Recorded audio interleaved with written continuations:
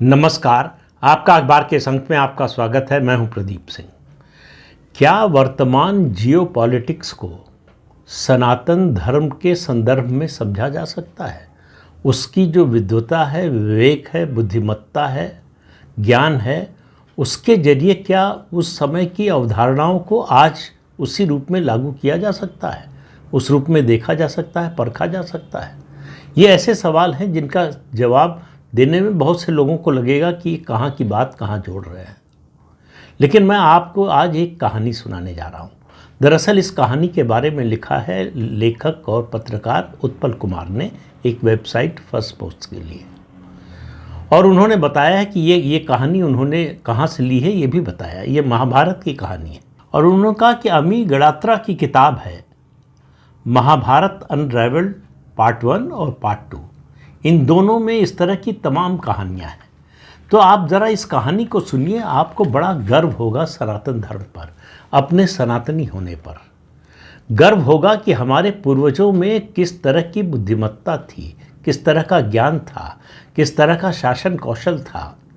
और डिप्लोमेसी तो आज की बात है, लेकिन डिप्लोमेसी के बारे में जो हमारे सनातन में जो समझ है, हमारे पूर्वजों की जो समझ थी, उसका आज भी दुनिया लोहा मानती है।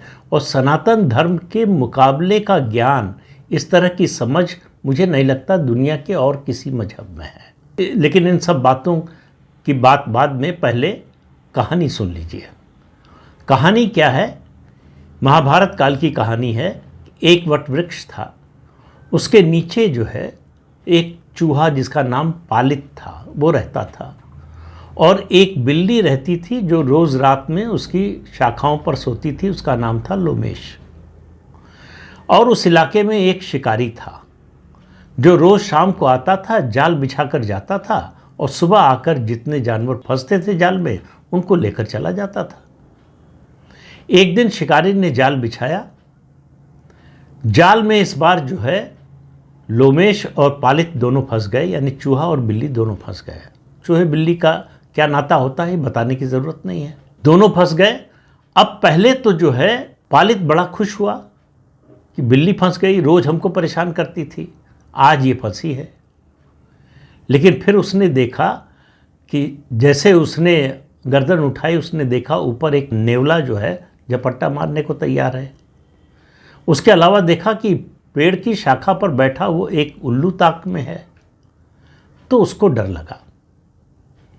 तो उसको ये समझ में आया कि इस समय सबसे सुरक्षित जगह है लोमेश के पास, यानी बिल्ली के पास। तो वो बिल्ली के पास चला गया, उसके बगल में जाकर बैठ गया। जब दोनों को साथ देखा तो उल्लू और नेवला दोनों पीछे हट गए।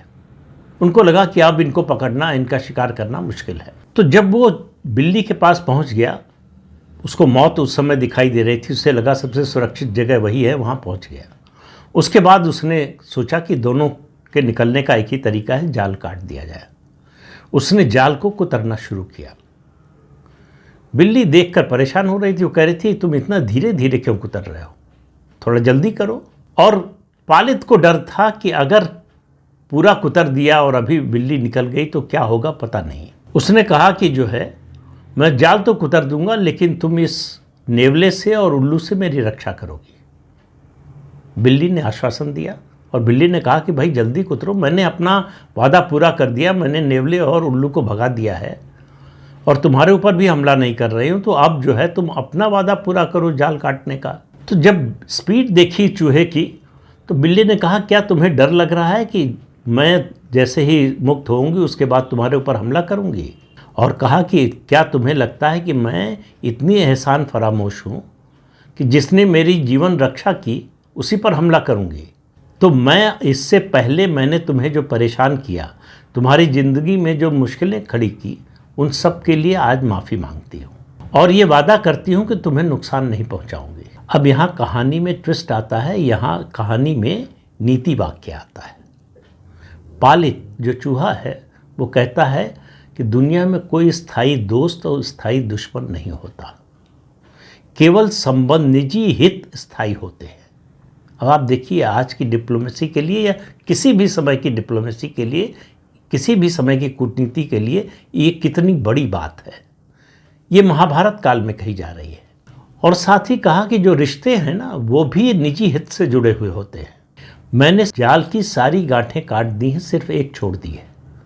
सुबह जब शिकारी आने वाला होगा उस समय काटूंगा। एक प्रोटेक्शन चाहता था पालित, शिकारी से ही नहीं, जो और जानवर उसकी ताक में थे उनसे ही नहीं है, अपनी इस समय की रक्षक और संरक्षक जो है वो लोमेश यानी बिल्ली से भी है।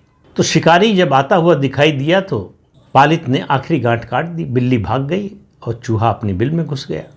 शिकारी को कुछ नहीं मिला। बाद में दोनों मिले तो लोमेश यानी बिल्ली ने कहा चूहे से कि तुम्हें मुझसे अब डरने की ज़रूरत नहीं है। अब आप देखिए यहाँ पर दूसरा नीति वाक्य आता है।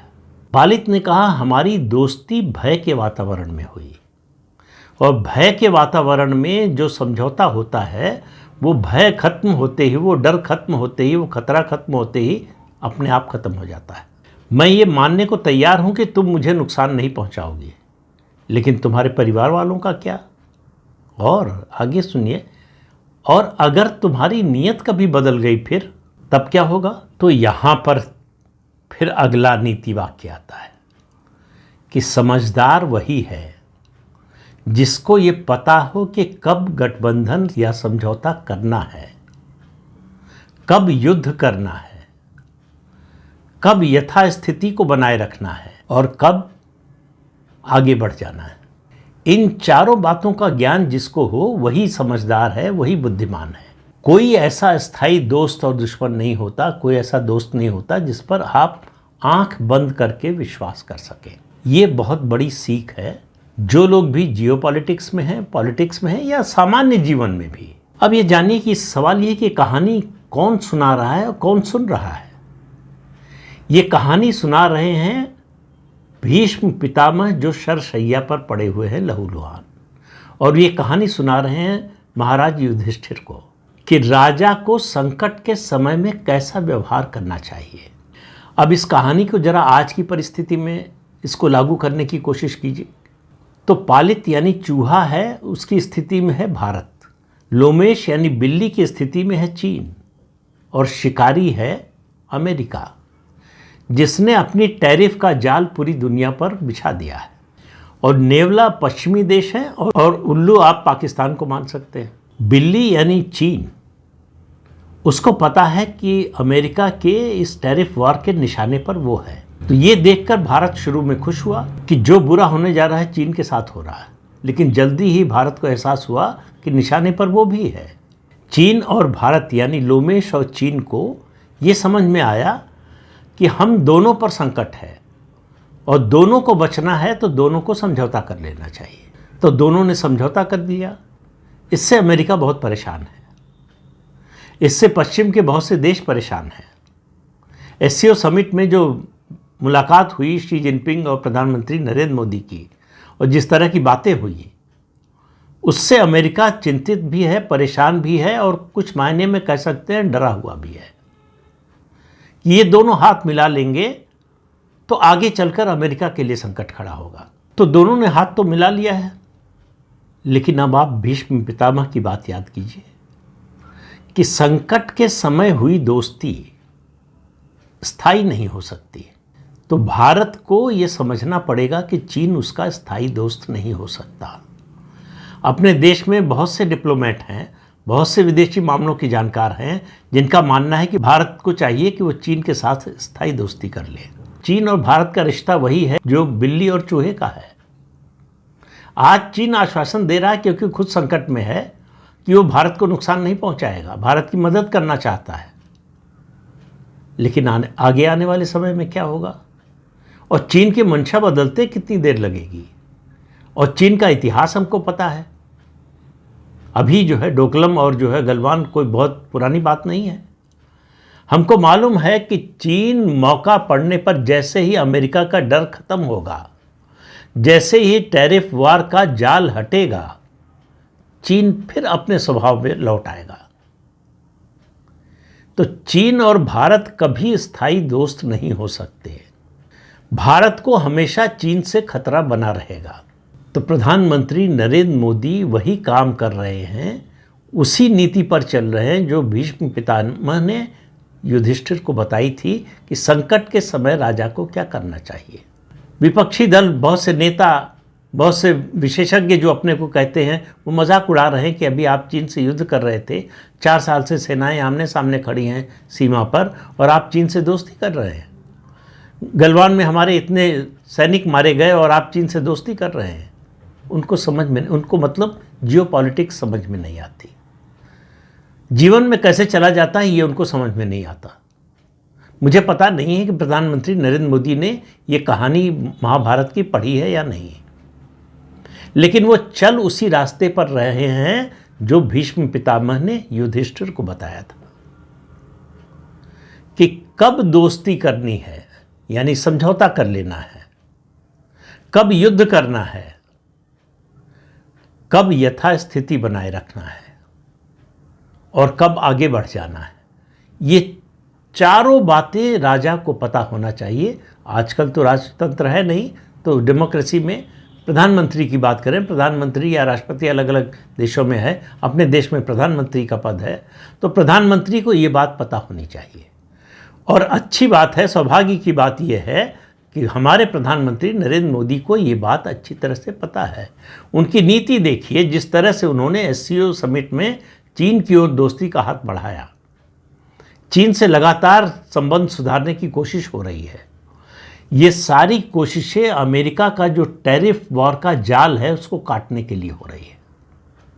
और ये दोस्ती तब तक रहेगी जब तक ये टैरिफ वॉर का जाल कट नहीं जाता और दोनों इसमें से निकलकर मुक्त नहीं हो जाते।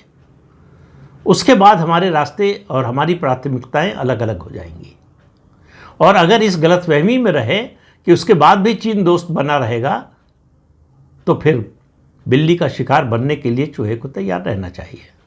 तो इस अंक में इतना ही। अगले अंक में फिर मिलेंगे किसी नए मुद्दे के साथ। तब तक के लिए अनुमति दीजिए।